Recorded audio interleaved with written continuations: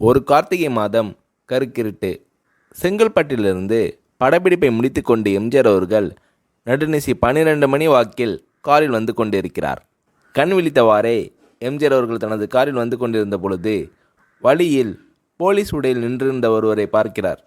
எம்ஜிஆர் அவர்களின் கார் அந்த போலீஸ்காரரை கடந்து செல்கின்ற போது எம்ஜிஆர் அவர்களின் நெஞ்சில் பொறி தட்டுகின்றது. ஆளே நடமாட்டம் இல்லாத இந்த அர்த்தராத்திரியில் அந்த போலீஸ்காரர் பஸ்ஸுக்காக காத்து நிற்கிறார் என்பதை புரிந்து கொள்கிறார் எம்ஜிஆர் அவர்கள். உடனே தனது டிரைவரிடம் காரை நிறுத்த சொல்கிறார். கார் பின்னோக்கி வருகிறது. போலீஸ்காரர் அருகில் காரை நிறுத்தி கதவை திறந்து, ஏறுங்கள், எங்கே போக வேண்டும் என்கிறார் எம்ஜிஆர். பரவாயில்லை, நான் பஸ்ஸிலே வந்து விடுகிறேன் என்கிறார் அந்த போலீஸ்காரர்.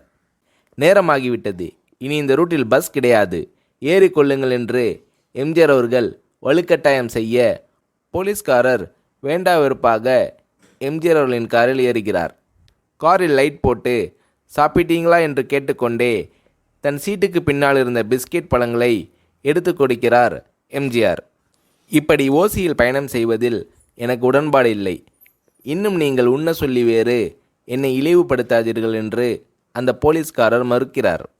பொன்மனச்செம்மல் பூரிக்கிறார். இருப்பவனிலிருந்து இல்லாதவன் வரை படித்து பதவியில் இருக்கும் எத்தனை பேர் எனக்கு அது வேண்டும் இது வேண்டும் என்று எம்ஜிஆர் அவர்களிடம் வேண்டி பெற்று செல்கிறார்கள். ஆனால் சாதாரண பொறுப்பில் இருக்கும் இந்த போலீஸ்காரரின் நேர்மை எம்ஜிஆர் அவர்களை சிலிர்க்க வைத்து விட்டது. எம்ஜிஆர் அவர்களின் கார் தூரத்தில் வந்து கொண்டிருந்தாலும் காரின் நிறத்தையும் ஒளியையும் மனம் கமலும் ஓடிக்கான் வாசனையும் வைத்து இது எம்ஜிஆர் அவர்களின் கார் என்றும் கார் சென்ற தடத்தை தொட்டு வணங்குகின்ற அளவிற்கு புகழுடன் திகழ்ந்த நேரம் அது. அரை மணி நேரம் கார் சென்று கொண்டிருக்கிறது. ஆனால் அதுவரை எம்ஜிஆர் அவர்களை பற்றி பெரிதாக போற்றி புகழ்ந்து பேசாமல் அந்த போலீஸ்காரர் பொருட்படுத்தாமல் வந்ததே எம்ஜிஆர் அவர்களுக்கு அந்த போலீஸ்காரர் மீது மிகுந்த மரியாதை ஏற்பட்டது. நான் தான் எம்ஜிஆர் என்கிறார் புரட்சித் தலைவர். கேள்விப்பட்டிருக்கிறேன் என்கிறார் போலீஸ்காரர். பொன்மனச்செம்மலின் முகத்தில் கோபம் இல்லை. பதிலுக்கு புன்முறுவல் மலர்கிறது. என் படங்களை பார்த்திருக்கிறீர்களா என்று கேட்கிறார் எம்ஜிஆர். நான் சினிமாவே பார்ப்பதில்லை என்கிறார் அந்த போலீஸ்காரர். புரட்சித் தலைவர் இன்னும் பிரமிக்கிறார்.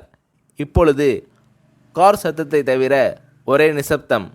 போலீஸ்காரர் தனது வீட்டிற்கு 1/2 கிலோமீட்டருக்கு முன்பே காரை நிறுத்த சொல்லி இங்கேயே இறங்கிக் கொள்கிறேன் என்கிறார். ஏன், நீங்கள் குறிப்பிட்ட அந்த விலாசம் இன்னும் 1/2 கிலோமீட்டர் தூரம் இருக்கிறதே என்கிறார் எம்ஜிஆர்.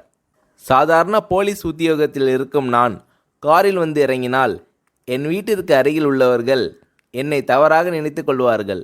இதுவரை இப்படி நான் யார் காரிலும் ஓசியில் வந்து பழக்கமில்லை. நீங்கள் இவ்வளவு தூரம் செய்த உதவிக்கு நன்றி என்கிறார் அந்த போலீஸ்காரர். புரட்சித் தலைவர் எம்ஜிஆர் அவர்கள் அதற்கு மேல் எதுவும் பேசவில்லை. அவர் எந்த போலீஸ் ஸ்டேஷனில் பணிபுரிகிறார் என்பதை மட்டும் கேட்டு தெரிந்து கொண்டு கிளம்புகிறார். அடுத்த நாள் செங்கல்பட்டு போலீஸ் ஸ்டேஷனுக்கு ஃபோன் செய்து, நான் எம்ஜிஆர் பேசுகிறேன் என்கிறார் புரட்சித் தலைவர். ஃபோனை எடுத்த டிஎஸ்பி உதறலோடு உற்சாகத்தோடும் தலைவரை வணக்கம் என்கிறார். இரவு சந்தித்த போலீஸ்காரரை பற்றி விசாரிக்கிறார் எம்ஜிஆர். நீங்கள் குறிப்பிடும் அவர் இன்று விடுப்பில் இருக்கிறார். அவர் கையூட்டு வாங்காதவர், கடமை தவறாதவர், காவல்துறை நேர்மைக்கு இவரே இலக்கணம். வெற்றிலைப்பாக்கு, பீடி, சிகரெட் போன்ற லாகிரி வஸ்தோ, நாடகம், சினிமா போன்ற பொழுதுபோக்கு அம்சங்களையெல்லாம் இவர் அறியாதவர். கல்யாண வயதில் உள்ள 3 பெண்களையும் கரை சேர்க்க முடியாமல் கஷ்டத்தில் இருக்கிறார் என்கின்ற விபரங்கள் டிஎஸ்பியால் எம்ஜிஆர் அவர்களுக்கு சொல்லப்படுகிறது. அவரை நாளை என் தோட்டத்திற்கு வர சொல்லுங்கள் என்கிறார் எம்ஜிஆர்.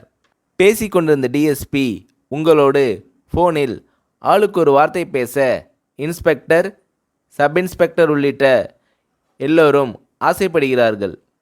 ஃபோனை அவர்களிடம் கொடுக்கலாமா என்கிறார் டிஎஸ்பி.